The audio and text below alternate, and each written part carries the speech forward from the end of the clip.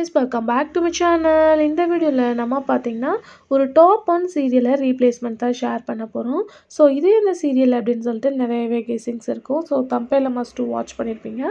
Already நம்ம இந்த அப்டேட்டை ஷேர் பண்ணியிருந்தோம். அதாவது டாப் 1 ரொம்ப சூப்பர் டூப்பரா போயிட்டு இருக்க படமட்டி சந்தியா ராகம். சோ மஸ்ட் எல்லாரும் வாட்ச் பண்ணிருப்பீங்க. சீனு ஆதித்யா இவங்களோட பேர் ரொம்பவே வந்து ட்ரெண்டிங் கூட.